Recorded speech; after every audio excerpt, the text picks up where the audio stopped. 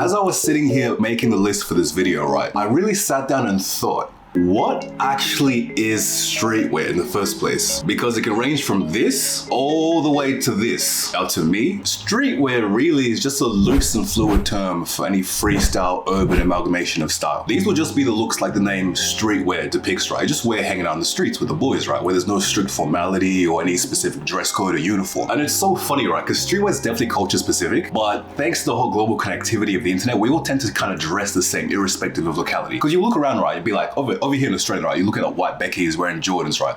But you could have a gun to these bitches' head and they could not name a single player from Jordan, from Chicago 95 Chicago Bulls. This original video, right, was gonna list some pretty blanket generic shit, I can't lie. I was gonna say some shit like cargos, baggy jeans, trucker hats, like, you know, you guys know the drill here. But you know, it just kind of seemed like, low-hanging fruit. Now, I don't mean to shit on these type of list videos, right? Because this shit can be so handy when you're brand new to the space. You're kind of just looking to soak up as much information as you can, right? It can be hard kind of getting to know what aesthetic you even like, what's out there, what inspires you, and how to start. So I definitely understand that, right? But is it me?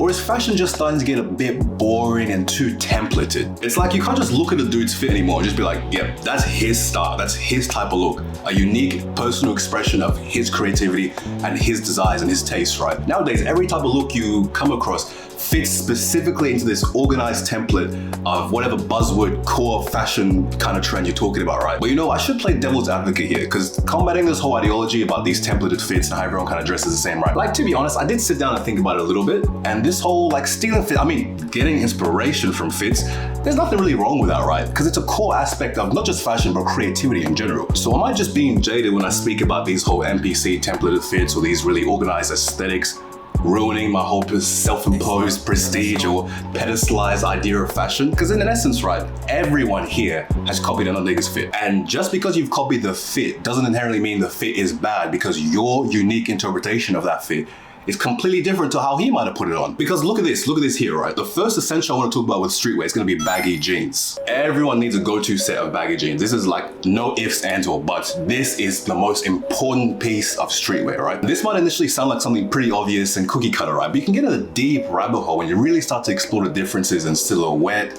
stitch work, color, taper of the actual baggy pants you're choosing to put on. Now, the next streetwear essential I gotta talk about right here is cargos. And this one here is a funny one, because as much as I do like to rap on about this and kind of, you know, talk my shit about this, there's still a staple of streetwear fashion to this day. And to prove my earlier point even further, I want you guys to look at the vibe and look at the way these cargo pants are presented. The wider leg silhouette and the more direct intentionality with the pockets, right, gives the cargos a more premium feel. And the high-waisted cut too elongates the legs, like making your silhouette look way more appealing to the eye. But anyway, the next essential you need to add to your wardrobe that I want to talk about now for streetwear is going to be sports jerseys. Now, sports and streetwear has been long intertwined together before this whole recent wave of obsession with Brazilian kits and blow-core fashion trends. This is a perfect play in bringing some more individuality to your style and sort of expressing your likes and passions for whatever sport, whatever team, and whatever player you like. But if you really want more of an idea of how you can level up your style and kind of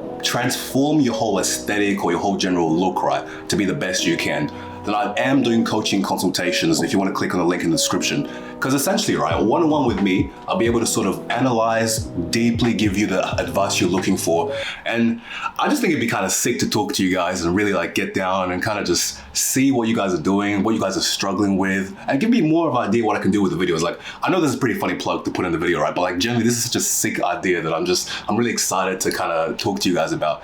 But enough with the plug, let's go to the next topic. Now, the next essential we're gonna cover, and I wouldn't blame you if you said this should have been the first thing, but it's gonna be sneakers. Now, with the sneakers, I can't lie, this one's honestly just whatever flavor of the month sneaker is popping off right now in streetwear. At the time, this would have been the Jordan 1s, then we went to the Dunks, then we had the New Balances, then recently we had like the So this one, genuinely, I wouldn't be too concerned about what you cop, but there is one thing I can say for certain, right? One thing I can say for certain.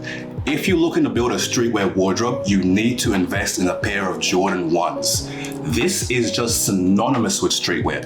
This sneaker is embedded so deep in pop culture and streetwear culture, for instance, that this will always be relevant regardless of whatever micro trends might arise outside of this, right?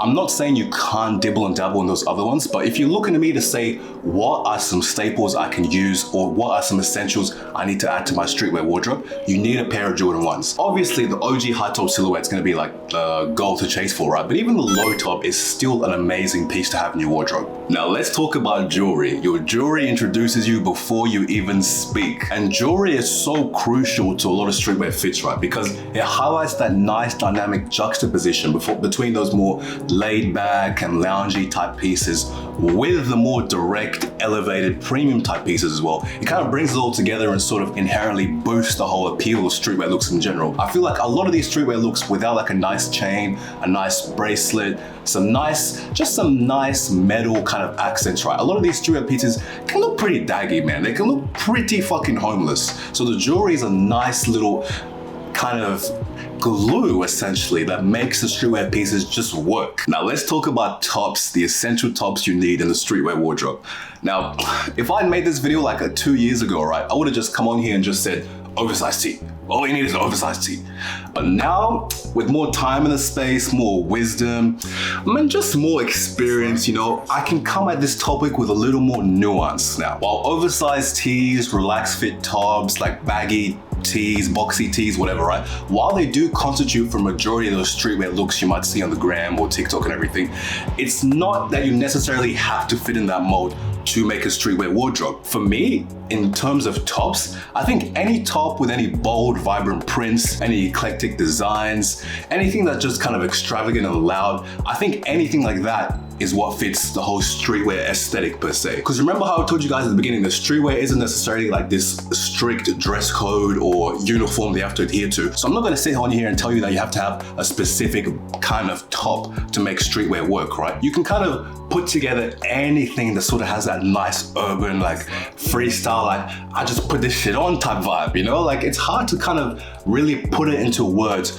without inherently looking through your wardrobe and sort of asking you yourself what you tend to gravitate to, what your hobbies are, what your cultural background is. Streetwear is really an expression of yourself. And the next thing and last thing we're gonna cover here is gonna be just headwear. Trucker hats, baseball hats, beanies, all of this shit. And honestly, let's just say accessories. Let me talk about accessories more so than just the jewelry, right? When it comes to streetwear, accessories are the name of the game, right?